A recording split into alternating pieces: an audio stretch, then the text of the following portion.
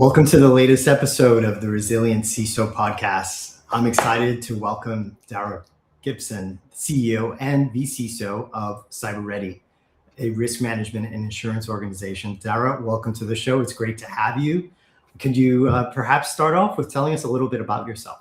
Yes, thank you so much for having me. It's a great day this morning, beautiful sunrise. So, we know we're in for another day of fine weather and cybersecurity, right? It doesn't leave us out of the wind. So, I literally tripped and fell into cybersecurity about 10 years ago.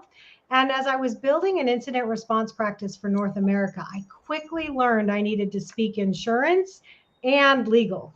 And then throughout time and changes and flexibility, I became a fractional CISO where I can help people truly understand their risk management programs and acquire their insurance because I'm a licensed broker in multiple states in the US. Excellent. So the conversation of cyber insurance is something that I think is relevant to all CISOs. It's something that many may not have the background and knowledge in. A lot of CISOs oftentimes think of like something the CFO or even maybe general counsel handle this thing. Security leaders should really be thinking about their role. They should be thinking about the conversation. And what are your thoughts around how they should incorporate their role in relation to cyber insurance?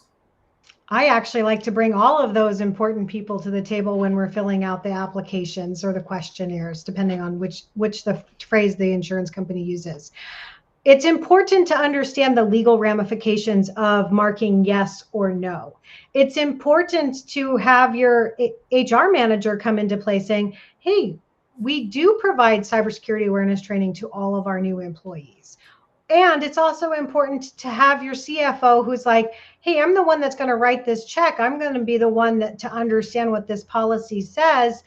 And it's also important for that technical leader to be like, I understand the controls and the components that we're putting into our risk management program, into our cybersecurity program, and also importantly, into our physical security program, because a lot of these questions, they're overlapping nowadays. And understanding the necessity of what does MFA mean? Your CFO may not truly understand the depth of where you're utilizing MFA throughout your ecosystem, or what the difference is between EDR versus XDR or MDR, right? And all of these questions are asked on this application. And so if you have just one person filling it out, that one person may not have all the knowledge it takes to fill out the questionnaire. That's a great perspective. I think I've encountered a lot of similar challenges. Everything from, wow, that's really expensive. Can't we just self-fund our own insurance, to working through a process of getting people on board with increasing the amount of coverage, right? The idea you shared of making sure that you have all the stakeholders in the room, all having an appropriate conversation, I think is spot on, and highly recommend that people do that CISOs do that. Well, and to your point, some people may find it more advantageous or appropriate for them to self-fund. But then the next question is, which is more likely to occur in your building, a fire or a cyber attack? And then the next question is, well, how many businesses have $400,000+ sitting in their back pocket for a self-funded event? And now we come to the question of, well, our cyber insurance really isn't just for the aftermath or the resilience. There's so much built into the proactive side of your cyber insurance policy that you want to make sure you're utilizing it to the best of your ability. And that's where a certified cyber insurance specialist, such as myself, comes into play, because they have the knowledge and the expertise that your general broker won't have. They're great at selling all the other policies, business owners, car and auto, business owners auto, but having the nuances of that cyber policy and why it needs to be a standalone policy. So often we run into these cyber events where people are like, it's written into my policy, I've got cyber insurance. And so I read through their policy and it's like, they're covered for $25,000. Ouch. Well, if you're $1 million organization, that $25,000 coverage won't cover you very long. And so you want to make sure that you understand all the nuances of what your policy has to offer. And again, all those people at the table are going to ask the right questions. The CFO is going to say, well, how is this going to reimburse us? How is this going to help lower our premium? And then the technical person is going to be like, well, we've deployed, CrowdStrike or SentinelOne or Huntress or all of these great programs that are XDRs, EDRs, detection and response capabilities. And that CFO won't fully understand what the difference is between the antivirus AVG from 1980 versus our components of what a decent program looks like today in 2026. And so that's where, again, all these different characteristics and people come to the table, and we're like, okay, now we're asking the right questions of each other and of course the policy. And then the broker that's coming in also needs to be sitting at this table. And here's one for the record is your outside legal person probably needs to be at the table as well. So your internal legal person knows what role they play in the questionnaire and the after, and of course, what role the external plays. And then it leads to okay, we filled out our questionnaire. Now, in a couple of weeks, we need to have a tabletop exercise to truly understand, how is this going to run? What is this going to look like? How are we going to deploy this? And a good insurance broker, a good legal advisor, a good carrier, they will all recommend this. And these people, again, should be on the table on the aftermath as well. Yeah, absolutely. Absolutely. And one interesting thing is, definitely I've seen this in my own personal experience, is that insurers are getting a lot more sophisticated. They really understand the risks that they're signing up for when they issue these policies. What security controls and maturity benchmarks are you seeing carriers really prioritize now that really CISOs need to have in mind as they think about not only their cyber resilience strategy, but also their insurance strategy? Your resilience strategy is so important, because being able to come back from that terrible day is so much more important than where we are today, right? Having the controls in place, controls such as multi-factor authentication.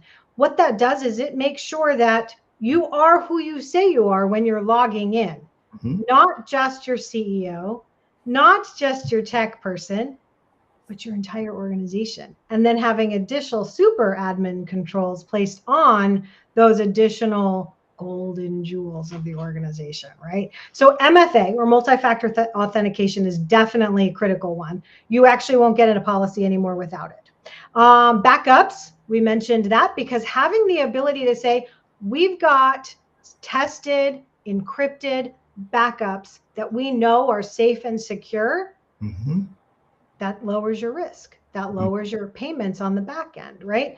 Backups, MFA, endpoint detection and response. So for a long time, people were like, oh, I have my antivirus, I'm good. But now the insurance companies are looking for that detection and response. A unit that's able to detect some anomalies or abnormal behaviors, and of course, respond to it. Because the quicker we can negate it, the quicker you're able to come back up and running. So we're talking about MFA, EDR, backups, and cybersecurity awareness training.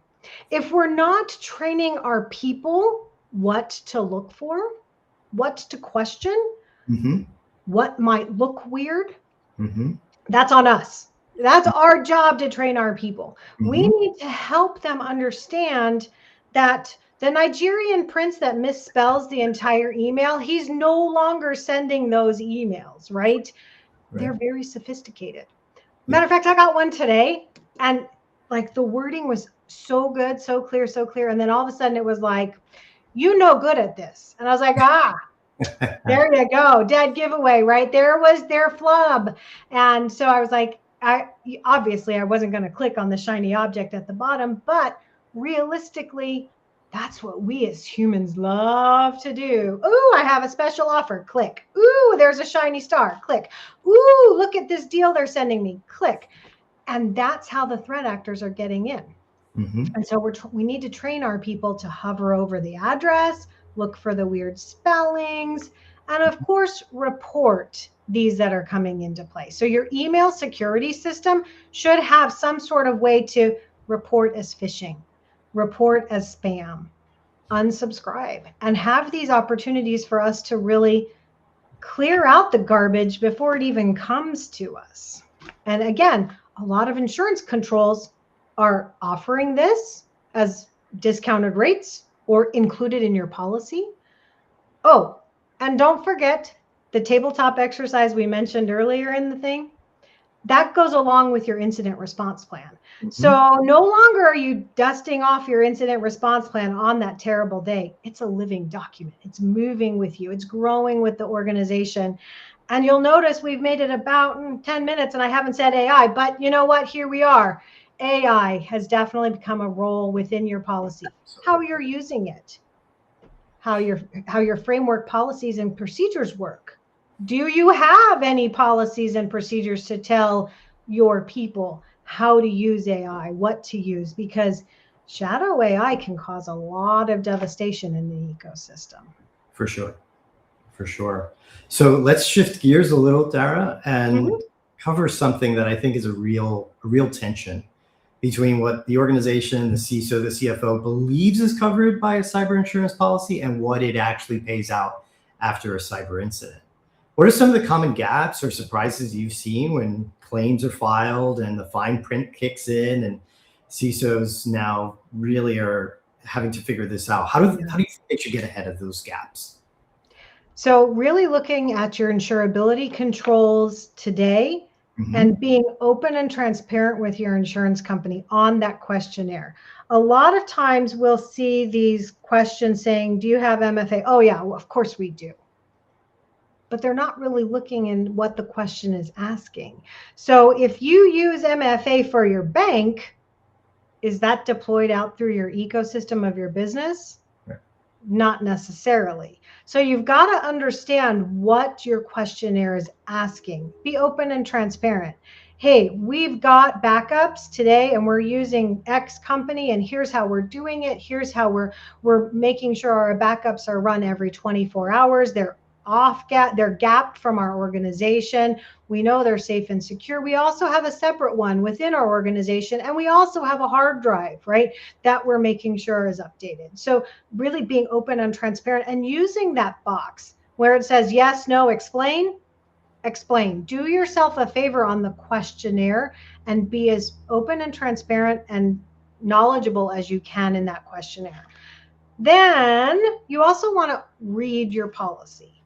Understand what is covered before they bind it and say, hey, you know what? Insurance broker, you're asking me about our AI risk management framework. What do you mean by this? Do we have to have one in place? Does this lower our sublimits? Does this change our policy? Does it negate our policy if we use Copilot or Gemini or ChatGPT? Or does it change our policy if we're creating agents? If we're creating our agents, and what if our agent goes rogue? What if our agent deploys out random data? These are all questions that you need to fully understand before your policy gets bound, because once that's bound, that's what's going to happen. And that's where those gaps can come into play. So that open and honest communication really plays the difference between understanding what your policy is and says. You also need to understand the difference of a sublimit, aggregate limit, one-time limit, because it's a known fact that, you know, once a threat actor gets in, unless you change your whole parameters and everything, guess who's going to attempt to get hit 6 months, 12 months down the line? That's right. Yeah, I've seen clear evidence of repeat incursions, and that's the worst, right? Because the organization spends all this time getting themselves back to a baseline and rebuild confidence with their constituents, their customers, their stakeholders, only to find themselves on the receiving end. So great insights. So let's cover a slightly different component here, all in the mindset of the CISO. When a major incident happens, the insurance expectations is going to run on its own track. There's a breach coach. If it's a ransomware situation, there might be a ransomware negotiator. Forensics firms are involved. Outside counsel might be pulled in. In many ways, that can feel like a completely separate and parallel track to the incident response, the restoration of the infrastructure, and so forth. How should security leaders integrate the insurance response process with like their own playbooks so that they perhaps are not so separate and parallel tracks? Well, your playbook should be call insurance first. That's step one, because a lot of times we think, oh, unplug, delete, everything destroy. But what happens is if we don't call insurance, first of all, they can't put all of those methods into place. All of those things you mentioned, your outside attorney, your incident response vendor, your forensics vendor, your negotiator, your communication strategies person, all of these are a part of your insurance policy that you're already paid for. You've already put in the money into this fund. Utilize it, right? So for you as a technology professional, C-suite professional, CEO, CFO, doesn't matter. The first line of your incident response plan is call your insurance number. There's an 800 number or an email that you need to make sure that that's your first step. Now, do you want to stop what's happening? Absolutely, but do not hit delete. Do not hit destroy, because that eliminates your forensic evidence. And now you don't understand, as a technical person, CEO, business owner, whatever your title is, you don't understand how that threat actor got in if you delete that forensic evidence. Right. And by understanding that, we create this whole picture of what do we need to do to change to be better tomorrow? How do we make sure that threat actor so-and-so doesn't get back into our system? Or worse, was threat actor so-and-so an insider threat? Was that person, he or she, already in our environment? Did they work for us? Yeah. Were they a spy for one of the big four foreign nationals that threat actors, right? And so now we have to understand the difference that these risks play. And so we want to make sure that as the CISO, as the technology person, we're working in alignment with our insurance policy, our outside vendors, our outside counsel, because our outside counsel, remember, is going to do all of this under privilege. We in the US love to sue people. So your customers are going to come back and be like, hey, you released my data. I'm suing you. If all of your forensic evidence and all of your investigations and all of this is under privilege, that gives you that extra layer of protection along with legal coverage as well. So make sure first line of defense, first line of your incident response plan, first line of your tabletop exercise is call the 1-800 number to your insurance company. Amazing insights, Dara. I want to thank you again for the deep dive into cyber insurance. There were a lot of insights that I know the audience can directly apply. I loved having you on the show. Look forward to doing this again. Thank you again. Thank you.